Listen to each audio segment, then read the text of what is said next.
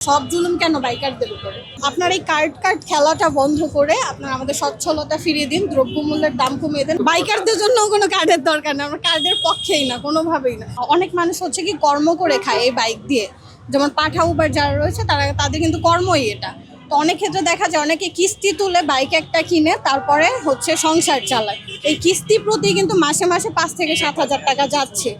এরপরে আবার বছরে এক্সট্রা যেই টাকাটা এক্সট্রা আরো 5-10 হাজার টাকা গুনতে হবে, এক্সট্রা হয়ে গেল না। মানুষ তো সেভিংসও করতে পারে না বছরে 5-10 হাজার টাকা, সেখানে এরকম দিতেই থাকতে হবে। এটা তো যৌক্তিক না।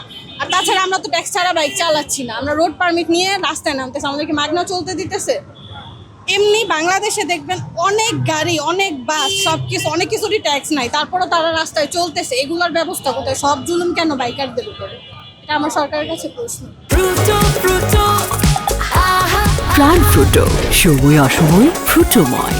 আপনারা সরকারকে, আমাদের মাননীয় প্রধানমন্ত্রী তারেক রহমান সাহেব যিনি আছেন এবং বর্তমান সরকার, তাকে বলতে চাচ্ছি যে আপনার এই কার্ড খেলাটা বন্ধ করে আপনার আমাদের সচ্ছলতা ফিরিয়ে দিন, দ্রব্যমূল্যের দাম কমিয়ে দেন। আমরা একটা নিরাপদ সড়ক চাই, অটোমুক্ত একটা সড়ক চাই। আমাদের হচ্ছে এই জিনিসটা দেওয়া হোক, মানে আমরা যাতে সুস্থভাবে চলতে পারি, আমরা যাতে অল্প মূল্য দিয়ে খাবার কিনে খেতে পারি, কারো যাতে না খেয়ে থাকতে না হয়। ঠিক আছে, আমার এই কার্ডের দরকার নেই। আমাদের এই কর অতিরিক্ত বাইকারদের জন্য কোনো কার্ডের দরকার নেই, আমরা কার্ডের পক্ষেই না, কোনোভাবেই না। এই কার্ড যে দিচ্ছে নিজের পকেট থেকে কেউ দিচ্ছে, নিজের পকেট থেকে তো কার্ড আসতেছে না, আমাদের টাকা দিয়ে আমাদের কার্ড দেওয়া হচ্ছে। তো আমাদের এক্সট্রা জিনিসটা দরকারই নেই। আমাদের সচ্ছলতা ফিরিয়ে দেওয়া হোক, আমরা একটা নিরাপদ সড়ক চাই, আমরা ভালোভাবে সচ্ছলভাবে বাঁচতে চাই। তো এইসব কার্ডের দরকার নেই। আর আমরা এই আয়করের ব্যাপারটা আসলে মানি না, এটা আমরা মেনে নিতে পারবো না। মধ্যবিত্তদের জন্য 10,000 টাকা বছরে সেভিংস করাই তো ভাই কষ্ট। এই 5-10 হাজার টাকা যদি আমরা দিয়েই দেই তাহলে এটা কি লাভ হলো? এটা জুলুম হয়ে গেল না আমাদের উপরে? তো কোনো লাভ হলো না।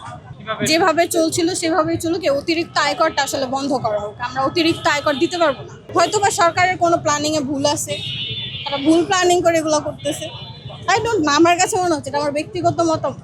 আমার সরকারের কাছে আমার আবেদন, এবং সকল এখানে দেখতে পাচ্ছেন অনেক বাইকার আসছে, আমাদের এই মানববন্ধনটার উদ্দেশ্যই কিন্তু হচ্ছে আমরা অতিরিক্ত কর দিব না। আমরা বাইকাররা অতিরিক্ত কর দিব না, দিতে চাই। বাস্তবায়ন যাতে না হয়, সে যাতে পাস না করে, সেজন্য আমরা সবাই রাস্তায় নেমেছি। এখন এতগুলা মানুষ রাস্তায় নামার পরেও তার যদি বিবেক না থাকে, সে যদি আমাদেরকে না দেখে, আমরাও তাদেরকে দেখবো না। সরকারকে আমরাই আনি, আমাদের জনগণের জন্য হচ্ছে সরকার। তো আমরা না চাইলে সরকারও থাকতে পারবে না। আমাদের উপরে যদি জুলুম করে, এর আগের সরকারও চলে গেছে, এই সরকারও থাকতে পারবে না। অবশ্যই আমাদের দাবি যদি না মানে তাহলে তো আমাদের আগাইতে হবে।